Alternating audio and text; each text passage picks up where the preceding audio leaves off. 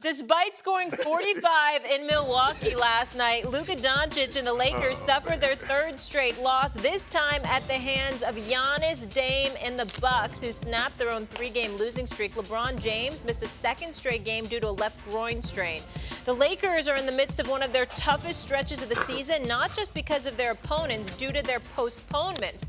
They're the only team to play 6 games in an 8-day span this season, and they'll face the Nuggets twice during this run. Now, this is a special treat. We get to bring in my guy, Peter Rosenberg, looking clean. How are we feeling? Treat for you, Molly. Treat for me. I'm excited to be. And I'm getting Stephen A. in rare form on a Friday. Yeah, you are. This is good. I'm happy to be here. Yeah, you are. Yo, man, welcome to the show. And I must say, you're looking sharp. I've never seen you dressed this sharp, Peter. I'm very proud. Always. He thinks he's very fashion proud. police. I'm very proud. We have a standard here on nice. First Take, Molly, and he has met the standard. Will you plug your show really quickly, your radio show on ESPN? Oh, absolutely. Every afternoon, Don, Hahn, and Rosenberg from 3 to 7 right here on ESPN New York. You can listen around the world on the ESPN New York app.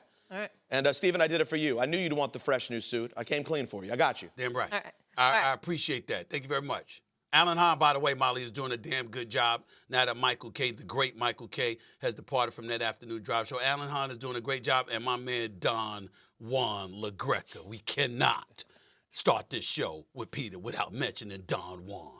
We got to give love to Don Juan. Quite the trio. So good to have you Thank here you, with thank us. you. All right, Essay, I'm going to start with you. How far can the Lakers fall before we need to be worried about their postseason ambitions? Hell, we need to be worried right now based on what we've seen the last 3 games. Particularly the last 2 without LeBron James. They're a shell of themselves right now. We understand that. And the reality is they got to get it together because J.J. Redick applauded their effort last night after abhorring their effort against Brooklyn a couple of games before. A couple of nights before against Brooklyn.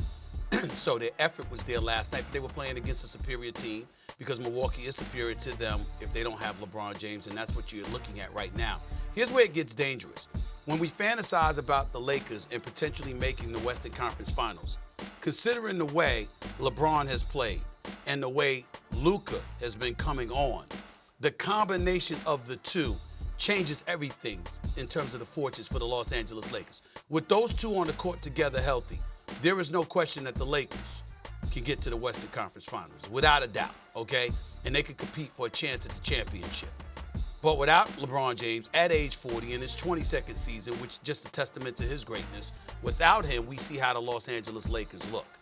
And here's where it really gets dicey. Even if the Lakers are healthy, have you seen the Oklahoma City Thunder this year? Have you seen how elite they are defensively? See, everybody looking at them as the #1 seed last year and comparing them to this year. What they are missing is the fact that they picked up Hartenstein in the offseason from the Knicks, which was a devastating loss for the New York Knicks, regardless of how good the New York Knicks have looked at times this year. That's a devastating loss for them. And on top of it all, they picked up Alex Caruso. So you had cats like Dort, like Shea, like Jalen Williams and these others who can play defense, young thoroughbreds, fresh legs, can get after it, athletic, et cetera, et cetera. But not only did you add size and defense to your front line in Hartenstein and join Chet Holmgren, but you also got defense on the perimeter being assisted with Alex Caruso. So they've upgraded defensively, and in every statistical category defensively, they're #1. And so I don't see how anybody can look at the Lakers and think that the Lakers definitively can knock off OKC. And the harder they fall in these standards without LeBron James, the sooner they will face OKC, which is a nightmare. Peter, where are you on this?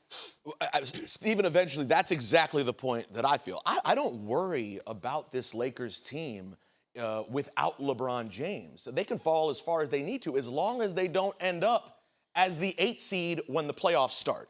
So if they can hover around, and even, frankly, if they go to a play-in game and can ensure themselves, they just cannot end up as the 8th seed to start up. Now, is there a world in which I think that Luka Doncic and LeBron James could come together and that magic that Stephen A. was alluding to? Yeah. Could that be enough for them in the playoffs to really go on a run? I do believe that. You don't want that to be in the first round, though, against the Oklahoma City Thunder. So I'm not truly worried about where they are at this moment. I am worried about what is the timeline for LeBron James coming back to this team. Marcus? That's I right. agree. Look, both of you guys said it. It's about LeBron. And the crazy thing is, to your point, Stephen A., the ultimate respect. We talking about a 40-year-old in his 22nd year changing the outcome of a playoff run by a basketball team in 2025, which is the reality with LeBron James. But I focus more on not just the basketball, the cerebral nature in which he plays the game. A lot of people talk about his effectiveness and the points and the rebounds and the ability to play the game at a very high level. The confidence that permeates throughout the rest of the basketball team matters in the playoffs. And let's not act like we haven't seen this. And obviously, we all mention 40 years old because we've seen LeBron take teams at times to NBA finals that weren't considered as good and either push teams to game sevens or even win them. Come back down 3-1 against the Golden State Warriors. The other thing we can't forget is Hachimura didn't play as well. And he was coming on and playing well for this team as well when we start talking about not only defense, you talked about how OKC defends the perimeter. Let me say this for everybody in the world. There is not one soul in the NBA that can defend LeBron James or Luka Doncic. Stephen A., I was watching you a couple weeks ago. You talked about the Lakers potentially being able to make a run. And that was when LeBron James was healthy and playing at a very high level.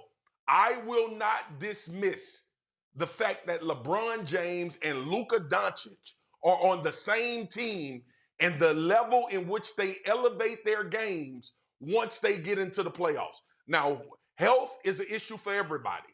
Age, I'm not talking about that with LeBron. He's already defied it. There's no sense in talking about him running out of gas or being too tired as the playoffs come along. I think this team will be fine. When we talk about winning a championship, they are going to have outer-worldly performances. We all understand that. But they have. And we've seen it in playoffs. Luka took his team to the championship 2 years ago by himself, basically. And when he got injured, obviously Kyrie was out there, but it wasn't the same. I think these guys, not fine, but Stephen A., they can make a run if health permits when they get into the playoffs. Well, I think I'm going a step further. I think they could beat anybody in the West but OKC.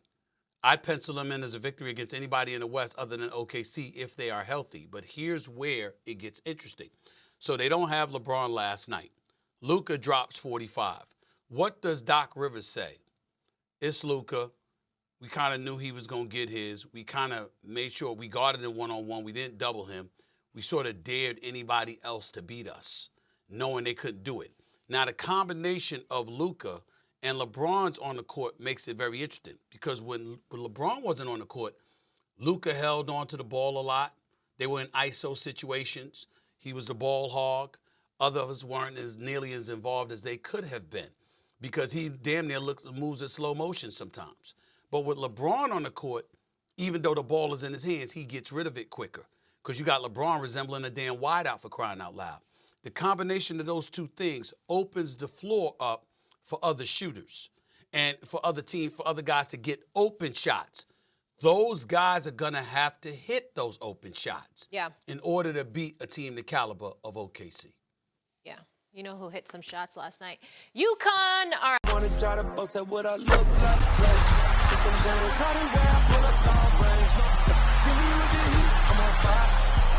NBA